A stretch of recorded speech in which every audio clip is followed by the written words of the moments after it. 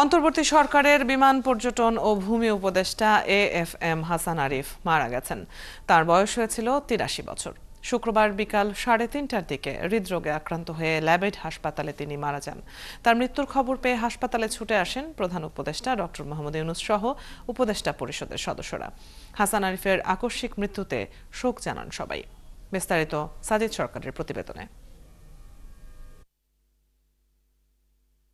শুক্রবার দুপুরের দিকে নিজের বাসায় অসুস্থ হয়ে পড়েন উপদেষ্টা হাসান আরিফ। এরপরই তাকে আনা হয় ল্যাবেড হাসপাতালে। বিকেল ৩:৩০টার দিকে কর্তব্যরত চিকিৎসক তাকে মৃত ঘোষণা করেন। উনি ৩টার সময় আমাদের এখানে এসেছিলেন, আর আমরা আধা ঘন্টার যত প্রটোকল আছে সব দেখার পরে ৩:৩০টার দিকে ওনাকে মৃত ঘোষণা করছি। তার মৃত্যুর খবর পেয়ে হাসপাতালে ছুটে আসেন সরকারের বিভিন্ন দপ্তরের উপদেষ্টারা। উপস্থিত ছিলেন তার নিজ দপ্তর ভূমি মন্ত্রণালয়ের সচিব সহ অন্যান্য কর্মকর্তারা। ওনার হার্ট অ্যাটাক হয়, বাসা থেকে ওনাকে এখানে নিয়ে আসা হয় ৩টার দিকে। ৩:৩০টায় ওনাকে ডিক্লারেশন দেওয়া হয় যে উনি আর নেই, এবং ওনাদের ভাষ্য মতো যে ওনাকে যখন আনা হয়েছিল তখনই আসলে ওনারা আর পারেননি কিছু করতে।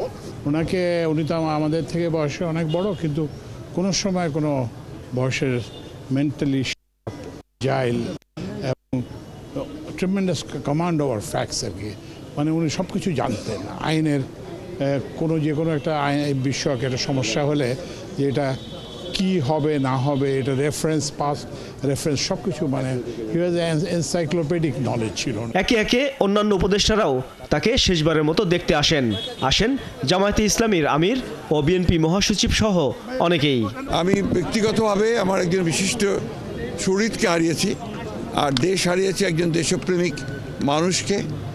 আমরা তার আত্মার মাগফিরাত কামনা করছি, তার পরিবার পরিজনদের প্রতি সমবেদনা জানাচ্ছি, এবং এই হাসান আরিফ সাহেবের শূন্যতা, যেটা চলে যাওয়ার যে শূন্যতা সৃষ্টি হলো, এটা সহজে পূরণ হবার নয় বলে আমি মনে করি। আলহামদুলিল্লাহ, আমি তাকে হোল হার্টেডলি রেসপেক্ট করি। আমি শুনেছি ২০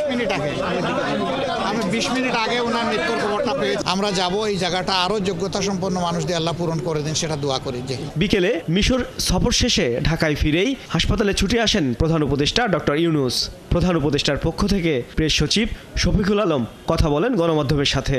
বাংলাদেশের লিগ্যাল প্রফেশনের একজন মহিরুহু ছিলেন। বাংলাদেশের অনেক লিগ্যাল অ্যাক্টিভিজম, যেগুলো মানে আপনি ডিসেন্টিং ভয়েসগুলো বা ডিসিডেন্টদেরকে উনি ডিফেন্ড করেছেন। বাংলাদেশের মার্জিনালাইজ কমিউনিটির সাথে উনি দাঁড়িয়েছেন। ওনার